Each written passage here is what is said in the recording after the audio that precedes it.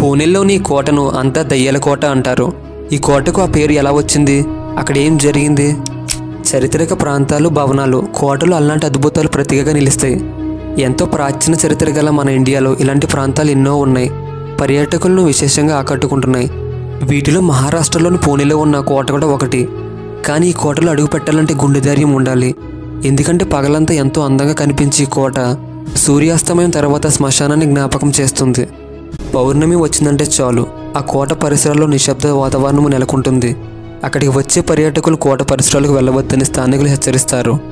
నిండు వెన్నెల్లో అక్కడ ఏవేవో అరుపులు, ఆకారాలు తమకు కనిపిస్తుంటాయని, అటుగా వెళితే అవి తమను వెంటాడుతుంటాయని స్థానికులు చెబుతూ ఉంటారు.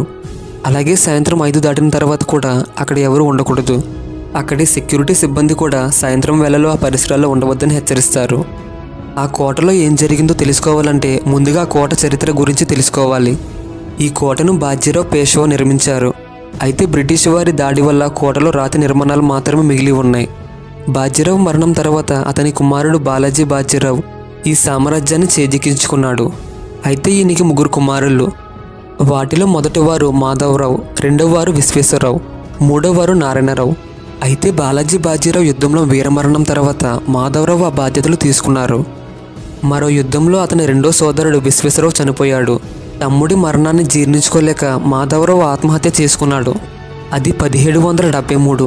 తండ్రి అన్నల మరణం తర్వాత మూడో కుమారుడైన నారాయణరావు సామ్రాజ్య బాధ్యతను స్వీకరించాల్సి వచ్చింది. అయితే అతడికి 16 ఏళ్లే కావడం వల్ల అతడి పినతండ్రి రఘునాథరావు సలహాల సూచనలతో సామ్రాజ్యాన్ని నడిపేవాడు. రఘునాథరావు అతడి భార్య ఆనందబాయి వారి వంకర బుద్ధితో మెల్లగా సామ్రాజ్యం మీద పట్టు సాధించారు. నారాయణరావుని గృహ నిర్బంధం చేశారు. నారాయణరావు పాలన సమయంలో రఘునాథరావు కుట్ర వల్ల గార్ది అనే గిరిజన జాతి ప్రజలతో విభేదాలు తలెత్తాయి. దీంతో రఘునాథరావు భార్య ఆనందిబాయి ఆ అవకాశాన్ని సద్వినియోగం చేసుకోవాలని భావించింది. ఈ సందర్భంగా గార్ది జాతి పెద్దకు ఓ లేఖ రాయాలని భర్తకు తెలిపింది.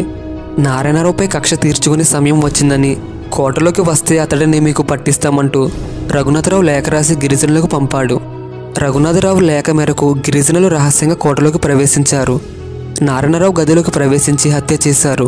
అతడి శరీరాన్ని ముక్కలుగా నరికి కోటను దాటించారు. అనంతరం సమీపంలోని నదిలో పాడేశారు. అప్పటి నుంచి పౌర్ణమి రోజుల్లో ఆ నారాయణరావు ఆత్మ ప్రతీకారం తీర్చుకోవడానికి ఆ కోటలోనే తిరుగుతుందని చెబుతుంటారు. ఆ కోటలో ఎవరున్నా వారిని తన శత్రువుగానే భావిస్తూ ఆత్మ ప్రాణాలు తీసిందని స్థానికులు చెబుతున్నారు.